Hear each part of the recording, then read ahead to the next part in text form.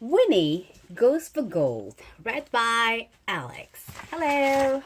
Contents: Winnie's house party, Winnie's paddle power, Winnie minds the baby, Winnie goes for gold. And I'm going to read chapter 1. Winnie's house party. Winnie woke in the deep, dark middle of the night, clutching her tatty-batty blankets and listening to the darkness, and wondered what had woken her. Silence. There should have been a sound of Wilbur snuffling and grunting. Wilbur? Winnie picked up her wand. Swish! Abracadabra! The end of the wand glowed like a torch, which scribbled light around the room. Winnie shuffled into her sleep-sloppers, pulled on her messing gown, and set off along the long, dark landing. She felt terribly lonely, all on her, only in that big house. Wilbur? Winnie opened door after door, but the only answer she got back from the empty rooms was her own echo. Where are you? Said Winnie. Where are you? Said the echo. I'm here, you fool, said Winnie. I'm here, you fool, said the echo. Crash! What was that? Winnie hurried downstairs to the kitchen and shone her wand. Torch. Wilbur, there you are. Meow, said Wilbur, licking his lips. Heck, Wilbur, you've cooked more than we could eat in a week, said Winnie. Right, that's it. Meow. We're going to have a house party. Laughed Wilbur. No, not a party for houses. That'll be as silly as a snail taking up cloak dancing. A party for people in our house. We've got empty rooms and too much food, and I like people to talk to instead of just cats and echoes. Meow, scowled Wilbur. So Winnie raced around the house, magicking rooms ready for guests. Abracadabra! Cobweb curtains appeared. Whoa!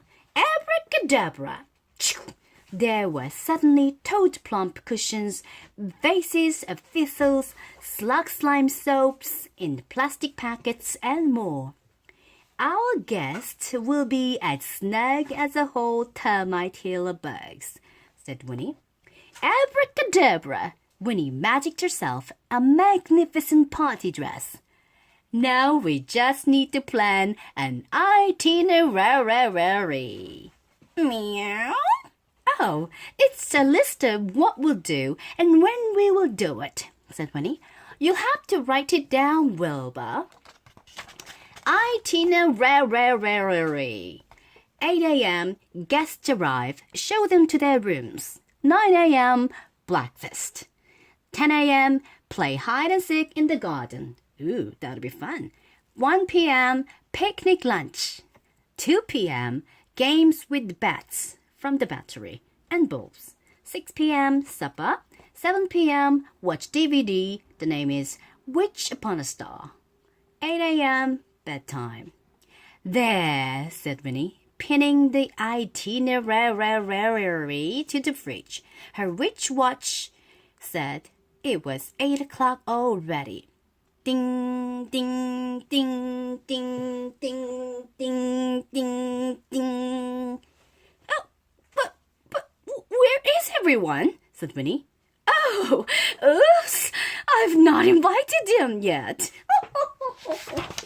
Winnie tapped buttons on her telephone to call her sisters Wilma and Wanda and Wendy, and her Uncle Owen, her Auntie Alice, and her cousin Cuthbert. She invited them all to her party, and they all texted back yes. They forgot to add please, which Winnie thought was rather rude, and they all asked if they could bring friends along with them, which Winnie thought was even ruder, but she said, all right then. Bing bang! They arrived. Meet Carol, said Uncle Owen. Allow me to introduce Zane, Stick, and Fang, said Cousin Cuthbert. This is Clemency, said Auntie Alice. Oh, I'm not sharing a room with her. Mind. Luckily, Winnie's house was big enough to have rooms for everyone. Not that any of them were happy with what they got. I wanted a sea view, said Wilma. But we aren't anywhere near the sea, said Winnie. Hump, went Wilma. Can't we have bunk beds? Said Cuthbert. This pillow is lumpy, said Carol. Oh, for goose Candy's big fat panda's sake, let's have breakfast, said Winnie. It got worse at breakfast. Cuthbert said, You know why they call it breakfast? Why? Because it's when you break things fast, he said, and he picked up his cereal bowl and threw it onto the floor. Boom, smash. And soon, rip, crash, splinter. Winnie's guests were having a smashing time, breaking at things. They were behaving very badly. Come into the garden, said Winnie, but they went on behaving badly in a magical ways. Pow! Zip! Zap! Zlop! Zing! Magic was flying off wands all over the place. Winnie ducked. She said, We must play hide and seek now. It's on the itinerary. Betsy, I'm it, said Wendy. Everybody hide while I count 100. 1 tickle flea, 2 tickle flea, 3 tickle flea. Winnie's guests hid here, there, and everywhere. Winnie dug her way into the smelly compost pile of old leaves and peelings and rottings. It was soft and warm and buzzing with flies. This is nice, said Winnie, settling into the quiet, smelly warmth. But as her witch watch ticked on, Winnie could hear chatting and laughing. They found everyone except me. Clever me, she said. Then it went quiet. Hey, called Winnie. She climbed out of the compost and stomped inside where her guests were causing havoc. Winnie was dripping with muck. Her guests looked at her and were about to laugh when Winnie put her wands on her lips. You are all so rude, she shouted, and everyone froze. I don't want you at my party any longer, said Winnie. Go home now. But the itinerary says food and films and began Auntie Alice.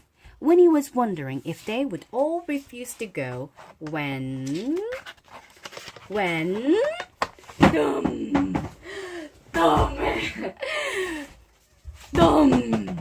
Thank you, Erin. Winnie looked over her shoulder and saw Jerry coming through the garden. She turned back to her guests. If you don't all go home now, I'll get my big brother onto you. What big brother? Asked her guests, especially her sisters. My big brother, Jerry. Look, Winnie pointed. There he is. Thank you. Can I borrow a cup of sugar, please, missus? Said Jerry. He's big, isn't he? Said Winnie. Winnie's guests gasped. They grabbed their bags and they tumbled out of the house and away. Thanks, Jerry, said Winnie. Will you stay for tea? It was nice sitting and chatting and scrunching and slurping and burping with Jerry. Just Jerry and Scruff and Wilbur, with no itinerary and no magic. When Jerry and Scruff went home, Winnie soaked the compost off in a nice bath of fresh frog spawn bubbles. Then she and Wilbur settled back in their own old bed as the empty house settled to silence around them. "Good night, my lovely," said Winnie. "Good night, my lovely," said her echo. "Brrr," said Wilbur, and that was just enough company. Thank you. I'm going to read chapter 2 next time. Thank you. Bye-bye.